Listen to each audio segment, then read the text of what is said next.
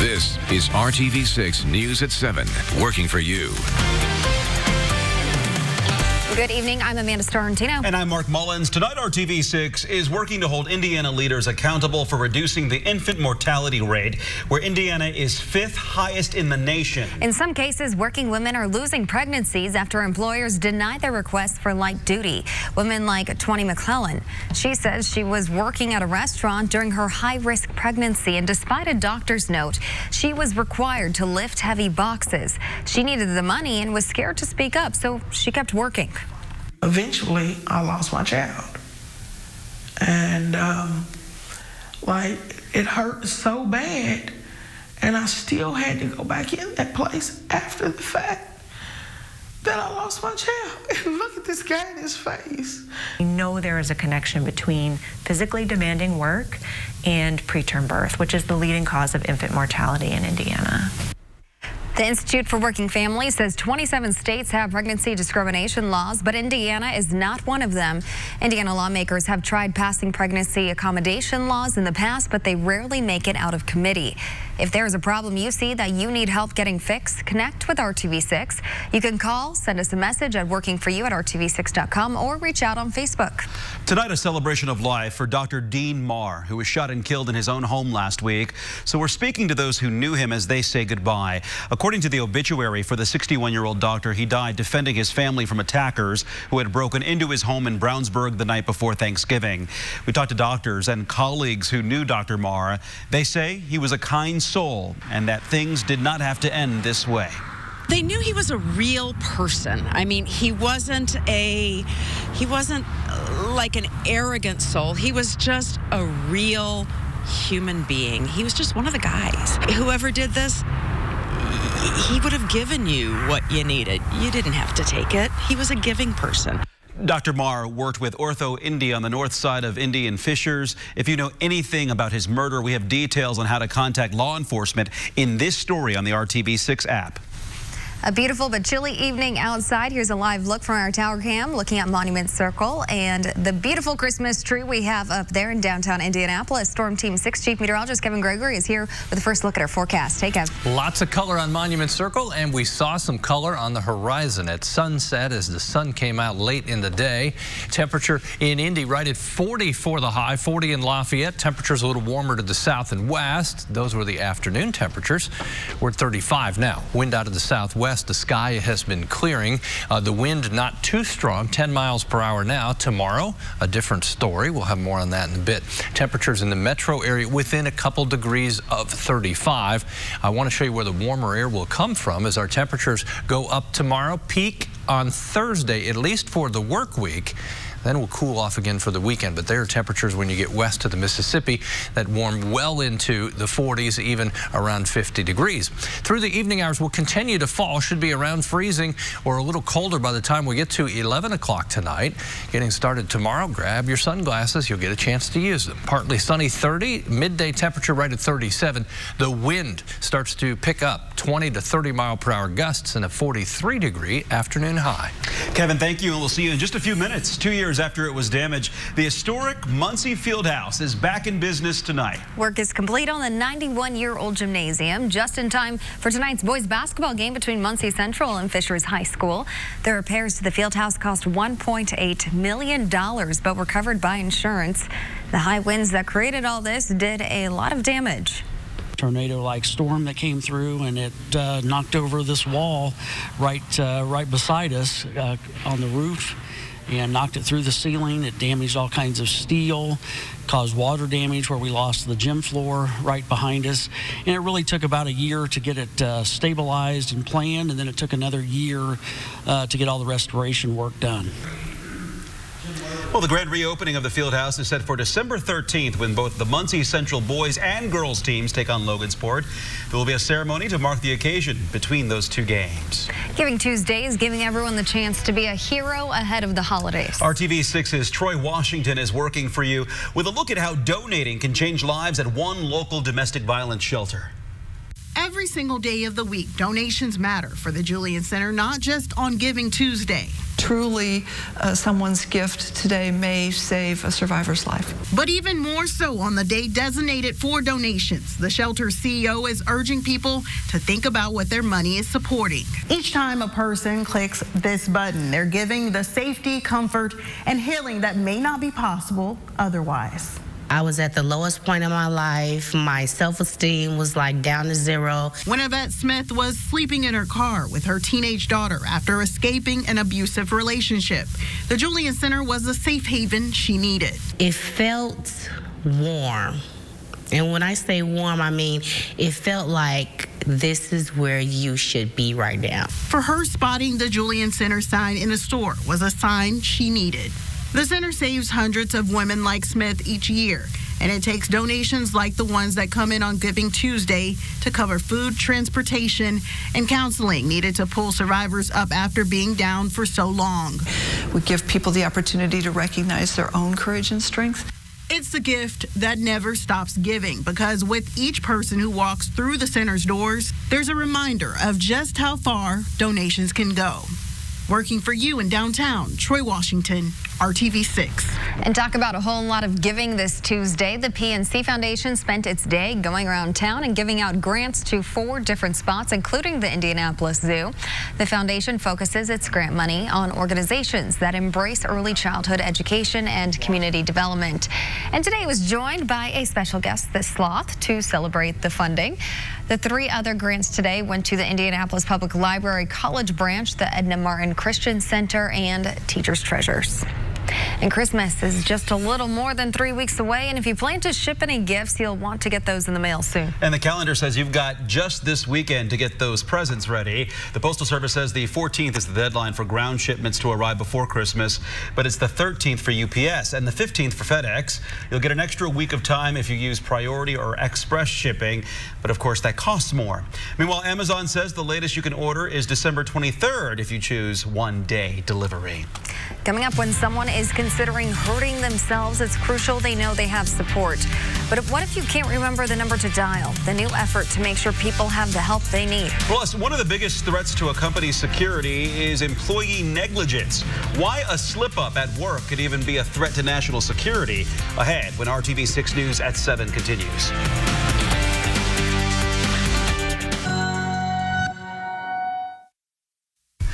You're watching RTV6 News at 7. Tonight, we're looking at the possibility of a number that could be as commonly known as 911. 988 could become the new emergency number for suicide prevention. The change has bipartisan support in Congress, and the Federal Communications Commission votes next week. As our Maya Rodriguez can explain, supporters hope it can help save thousands of lives a year. They are 3 simple digits that could be the difference between life and death. I think that shortening the number to 3 digits really has the opportunity to save so many lives. 988 is a proposed 3-digit number on the verge of becoming the new nationwide hotline for suicide prevention. The prominence that this 3-digit number will bring to suicide prevention is extraordinary. Allison Malman is the founder of Active Minds, a national nonprofit focusing on mental health. For her, a new suicide prevention hotline is personal. As the survivor of my brother's suicide, it really means so much to me to know that lives will be saved through culture change and through bringing more prominence to the issues around suicide prevention that this 3-digit number will bring. For years, the suicide prevention hotline has been a 10-digit 800 number. Mental health experts say shortening it makes it easier to remember and could save lives in the process. When we're in an emergency situation, we're stressed and it's hard for us to remember a lot of things. And so I think the idea behind moving to a 3-digit number related to suicide is to facilitate people being able to contact help easily and quickly. Each year, more than 47,000 people in the U.S. die by suicide. That's one person nearly every 12 minutes. If you look at where we are now, it's the highest numbers of suicide we've seen since World War II. So clearly we need to change something. We need to get something done, and having a really easily accessible 3-digit code is the way to go. A move welcomed by those forced to face a loved one's lost to suicide. There's so much change on the horizon. In Washington, D.C., I'm Maya Rodriguez reporting. And beyond the number change, experts caution there needs to be funding for local call centers around the country to take on any added call volume from the new number. If you or someone you know is struggling with suicidal thoughts, call the National Suicide Prevention Lifeline. That's at 1-800-273-TALK. Researchers at UCLA have found a new potential health risk tied to global warming. They say the hotter the weather, the more likely it is that babies will be born prematurely.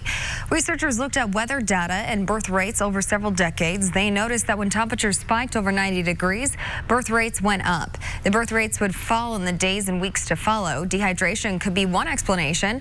The researchers say premature births are already rising, and that trend could continue through the end of the century. Coming up here on RTV6, we all like to think we're getting people what they want, but more people are returning gifts. How stores are adapting to this new reality in shopping, next. And we'll have 2 warming trends in one 7-day forecast. You see what goes up through Thursday comes back down. We'll talk about the next rise in temperatures shortly. Dr. Parts, so give us a call today. This is RTV6 News at 7, working for you. It's 11 months to the 2020 election, and Republican Governor Eric Holcomb now has his first major endorsement for re-election. The Indiana Chamber of Commerce endorsed Holcomb this afternoon in Indianapolis. This is the Chamber's second gubernatorial endorsement ever. The Chamber also endorsed Mitch Daniels in 2008. It's still unclear who Holcomb will face next year in the general election. Hiring Hoosiers is how RTV6 keeps you connected to resources and jobs news. And even though unemployment is low right now, a new study shows there is a problem with the kind of jobs available. The Brookings Institute found nearly half of Americans are working at low-wage jobs. Their median pay is about $10 an hour. And while that's more than the federal minimum wage, it's well below the cost of living in most places. The median household income in the U.S. right now is $66,000. National security isn't just an issue for politicians and generals in Washington. Our digital world can leave almost anyone vulnerable to a foreign attack, especially while handling sensitive information at work. Our Elizabeth Ruiz found the everyday employee can be a major risk. It's an ever-evolving beast. Living in a world where business revolves around technology, cybersecurity has become a more common issue. Studies show the greatest risk for a data breach is employee negligence. Somewhere between 85 and 95% of successful attacks on organizations now stem from phishing. Ross Jordan with High Touch Technologies says phishing is a way for foreign groups or companies to gain private information from a company by targeting the employee, usually through email. Scammers have become advanced enough to appear as a person or organization you trust, asking for your password or credit card number. Phishing is something that's usually sent out by bots, literally just blasted out to hundreds, if not thousands of emails at a time, and they're hoping for that one naive person to follow the link, and when they do, you're literally opening the doors to the kingdom. Employees are often tricked because the email contains a reactionary ask, telling somebody they need to share personal information right away. They're taking advantage of our human nature, and when somebody needs your help or when somebody needs an action from you, you want to respond, you want to do something. That's why he says the best way to prevent these attacks is to train your employees. Companies you might not associate with cybersecurity have to mitigate the risks too, like commercial general contractor Pinkert Construction. Technology manager Eric Schmier says models that used to be on paper have now become fully digitized using laser scanners, drones, and 360-degree cameras. All of these devices, all of this information, it's all computerized, it's all digital, it's all connected to the internet. And so when you're running these, multi-million-dollar projects and all of that information is digital, it's really, really important to protect it. For that reason, Pinkert Construction takes time to educate its employees on what an attack could look like. Teach people just the fundamentals about how to analyze an email and determine whether it looks fishy or not, and what to do when they're not sure about links and whether they should click them and how to figure out where they go. They also foster an environment where employees are encouraged to come forward with questions. Like, nobody ever hesitates to forward an email to the entire technology team here and say, hey, is this legitimate? Can I click this link? What's going to happen here? Knowing you could be just one click away from killing your company, it's always okay to ask for help. And just ask. It's very simple. We'll be glad to help out. I'm Elizabeth Ruiz reporting. Gift giving is not what it used to be this year. More than 75% of people surveyed expected they'll return at least one gift. 20% of those people say they'll likely return half of their gifts. This trend is changing the way people shop and how stores decide on return policies. Shoppers are more likely to buy gifts at stores with generous return policies. When it comes to online shopping, retailers often waive return fees and pay for shipping to stay competitive. If you give somebody a barometer, no way they're returning it. They're going to keep it. Hair hygrometer, they're in. Do you have a collection at home? No. No? No, I mean, I Oh, so this is he's telling us what he wants for Christmas. Right, well, no one gives me weather gifts. I dish them out. Until this year, watch. Okay. All right, more sunshine ahead. Not tonight. We got to wait for sunrise, but we'll get there. During the day tomorrow, mixture of clouds and sunshine. We pick up where we left off late day. It was literally probably in the last hour before you had sunset that you began to see some sunshine. Winds gust tomorrow over 20 miles per hour. There's some weekend changes that will come our way. Remember, I mentioned 2 warming trends in one 7-day forecast. First warming trend is through Thursday, next 2 days. Then we back off a little bit. And then next week, we'll see a surge Sunday and Monday of milder air into the Midwest, the Great Lakes. That will boost our temperatures into the low 50s. But you can see, not far away, a blast of colder air. Nothing Arctic, but it will put our temperatures back in the 30s after tasting temperatures at 50 or above. With that transition, we do expect some rain as well. Here's your temperature trend tomorrow in the low 40s, just middle to upper 40s. Temperatures on Thursday, then we fall back, a little setback Friday and Saturday before we start that second warming trend. During the day tomorrow, the wind in the morning 10 to 15, but it picks up as we get to the afternoon hours. That's when we're more likely to see a 30-mile-per-hour wind gust. In some isolated cases, a little stronger than that, especially in the northeastern portion of the Hoosier State. Temperatures as we go through your Wednesday, 41 at noon. Afternoon high temperature 43. I'm being a little conservative here. There will be some spots to the south and west that are a little bit warmer, about 45 for the high. Don't get too carried away. On Thursday, warmest day of the work week, not the warmest day within my 7-day planner, and we'll be on Monument Circle from 6 a.m. to 6 p.m. If you can join us for the 6 Shines on Toy Drive, it'll be decent. One thing that's interesting about the Circle, even when we have sunshine, the hours of sunshine don't last as long there because the tall buildings get you in the shade pretty early in the afternoon. Thursday temperatures upper 40s to the south, could be in the southern portion of the state of 50-degree temperature. Dry as we go to Friday, Saturday, still dry and cool. Then as temperatures start to warm back up, the rain chances ramp up with the milder air arriving. Temperatures peak on Monday at 51 with rain likely. Temperatures Tuesday back in the 30s. Not much of a temperature range there.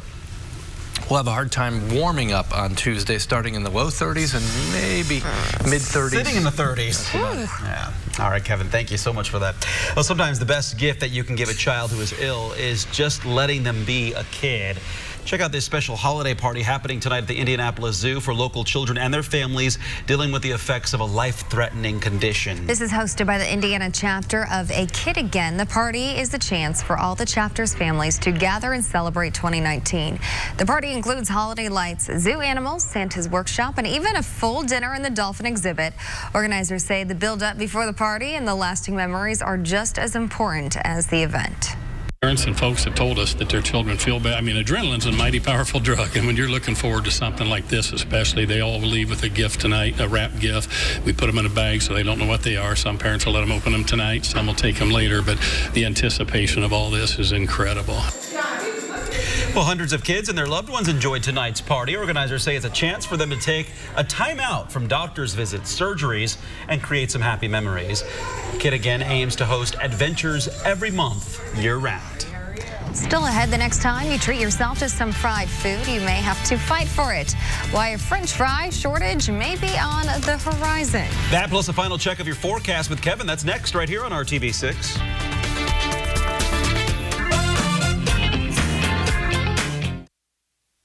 Well, tonight, some unfortunate news for potato lovers. America's farmers are coming up a few fries short this year. Bad weather in top potato regions have led to smaller crops. In fact, output is down about 6% from last year. This is the smallest crop in nearly 10 years. The potatoes themselves are smaller than usual, too. And processors need larger varieties to make fries. Demand for potato products is at an all-time high, so experts say you can expect to see higher prices at stores and possible shortages of French fries. If you haven't been to Las Vegas, you've probably heard the slogan, what happens in Vegas stays in Vegas. Well, that could be changing. One of the local newspapers cites a recent Aerosmith concert as proof. Frontman Steven Tyler kept saying, what happens here only happens here. The band is also part of some sort of top secret campaign set to roll out on January 26th. The current slogan has been around since 2003. The weather that happens in Vegas doesn't stay in Vegas. It doesn't. You know, Yeah, it continues to move on. 32 tomorrow morning, 43 tomorrow afternoon, and dry with some sunshine. Enjoy. Thanks for joining us, and we will see you at 11. Have a good night.